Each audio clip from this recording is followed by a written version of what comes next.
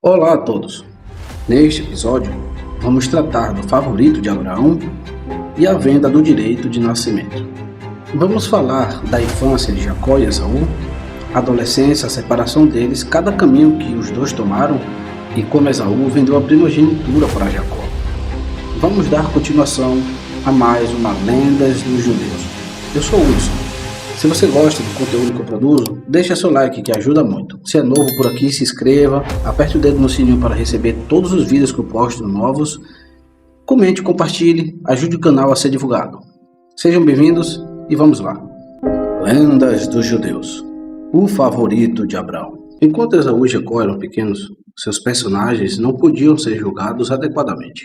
Eles eram como a murta e o espinheiro, que se parecem nos estágios iniciais de seu crescimento.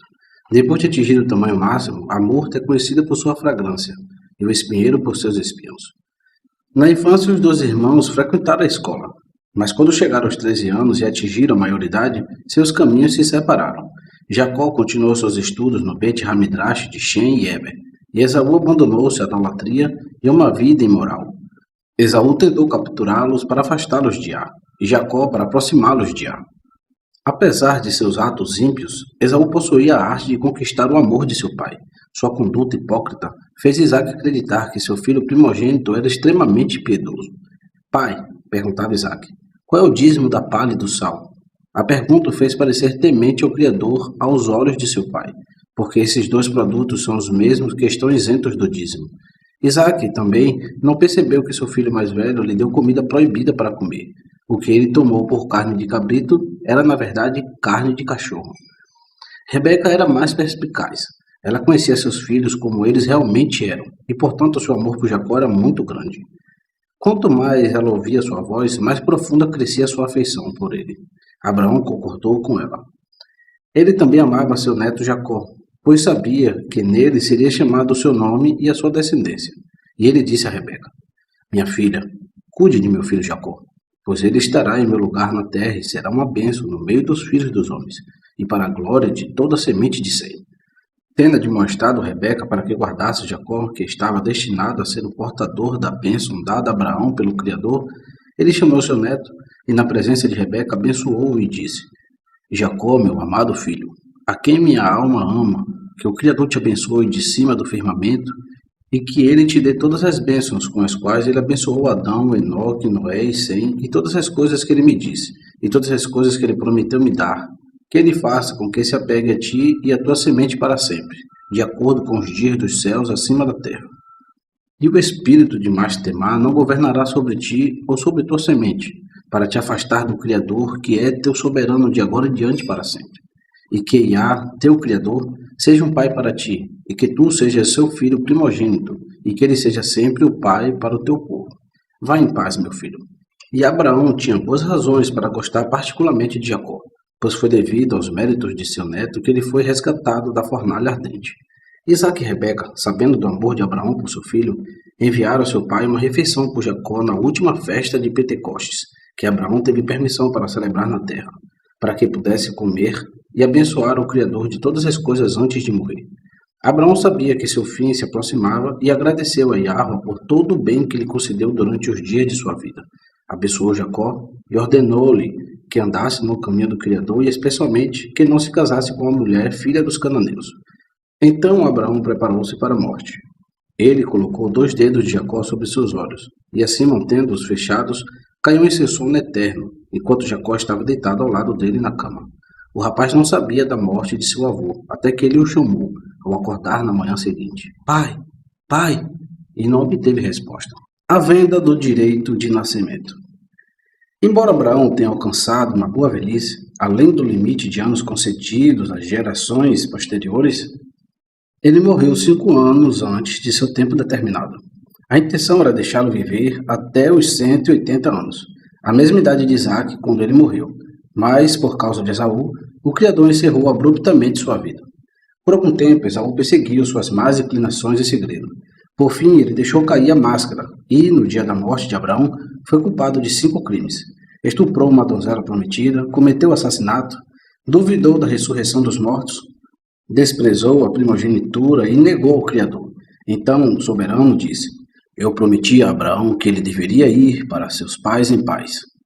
Posso agora permitir que ele seja uma testemunha da rebelião de seu neto contra o Criador, sua violação das leis de castidade e seu derramamento de sangue?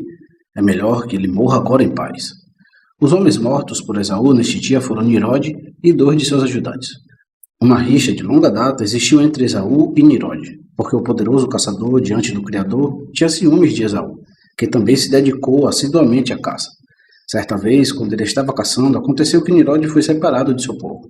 Apenas 2 homens estavam com ele. Esaú, que estava em emboscada, percebeu seu isolamento e esperou até que ele passasse por seu esconderijo. Então ele se jogou sobre Nirode de repente e derrubou ele e seus 2 companheiros, que correram para socorrê-lo. Os clamores deste último levaram os assistentes de Nirode ao local onde ele jazia morto, mas não antes de Esaú ter despojado suas vestes e fugido para a cidade com eles. Essas vestes de Nirode tiveram um efeito extraordinário sobre o gado, animais e pássaros.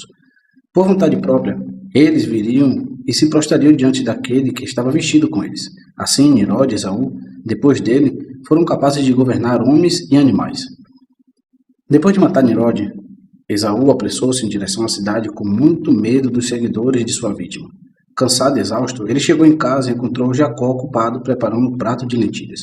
Numerosos escravos e escravas estavam na casa de Isaque. No entanto, Jacó era tão simples e modesto em seu comportamento que, se chegasse tarde do Bet Hamidrash, não perturbaria ninguém para preparar sua refeição, mas ele mesmo a faria. Nesta ocasião, ele estava cozinhando lentilhas para seu pai, para servir a ele como refeição de luta após a morte de Abraão. Adão e Eva comeram lentilhas após o assassinato de Abel, assim como os pais de Harã, quando ele pereceu na fornalha ardente. A razão pela qual eles são usados para a refeição do enlutado é que a lentilha redonda simboliza a morte. Como a lentilha rola, a morte, a tristeza e o luto constantemente rolam entre os homens. Esaú abordou Jacó assim: Por que você está preparando lentilhas, Jacó? Porque nosso avô faleceu. Eles serão um sinal de minha dor e luto, para que ele possa me amar nos dias que virão. Esaú: Tolo, você realmente acha possível que o homem volte à vida depois de morto e apodrecido na sepultura? Ele continuou a insultar Jacó. Por que você se dá tanto trabalho? Ele disse. Levanta os olhos e verás que todos os homens comem tudo que tem à mão, peixes, criaturas rastejantes e rastejantes, carne de porco e todo tipo de coisas como essas. E você se irrita com um prato de lentilhas. Jacó. Se agirmos como os outros homens, o que faremos no dia do Criador, o dia em que os piedosos receberão sua recompensa, quando um arauto proclamará: Onde está aquele que pesa as obras dos homens? Onde está aquele que conta? Esaú. Existe um mundo futuro? Os mortos serão chamados de volta à vida. O amigo do Criador, mais amado por ele do que qualquer homem, ele voltou à vida? Jacó. Se tu és de opinião que não há mundo futuro e que os mortos não ressuscitam para uma nova vida, então por que queres ter o direito de primogenitura? Vende-o para mim agora, enquanto ainda é possível fazê-lo. Uma vez que a Torá é revelada, isso não pode ser feito. Em verdade, há um mundo futuro no qual os justos recebem sua recompensa. Eu te digo isso para que não digas mais tarde que te enganei. Jacó estava pouco preocupado com a parte dupla da herança que acompanhava a primogenitura. O que ele pensava era o serviço sacerdotal, que era prerrogativa do primogênito nos tempos antigos. E Jacó detestava que seu ímpio irmão Esaú desempenhasse o papel de sacerdote, aquele que desprezava todo o serviço divino. O desprezo manifestado por Esaú pela ressurreição dos mortos, ele sentiu também pela promessa do Criador de dar a terra santa à semente de Abraão. Ele não acreditava nisso e, portanto, estava disposto a ceder seu direito de primogenitura e a bênção a ele associada em troca de uma porção de lentilhas. Além disso, Jacó pagou-lhe em moeda e, além disso, deu-lhe o que era mais do que dinheiro, a maravilhosa espada de Matusalém, que Isaque havia herdado de Abraão e concedido a Jacó. Esaú entrou no jogo de Jacó. Ele convidou seus companheiros para o banquete à mesa de seu irmão, dizendo: Sabeis o que eu fiz a este Jacó? Comi-lhe suas lentilhas e bebi seu vinho. Diverti-me às suas custas e vendi minha primogenitura para ele. Tudo que Jacó respondeu foi: Coma, que isso te faz bem. Mas o Criador disse: Tu desprezas a primogenitura, portanto te farei desprezado em todas as gerações. E como punição por negar ao Criador e a ressurreição dos mortos, os descendentes de Esaú foram cortados do mundo. Como nada era sagrado para Esaú, Jacó o fez jurar a respeito da primogenitura pela vida de seu pai, pois ele sabia que o amor de Esaú por Isaque era forte. Ele também não deixou de fazer um documento devidamente assinado por testemunhas, afirmando que Esaú lhe havia vendido a primogenitura junto com sua reivindicação de um lugar na caverna de Macpelá.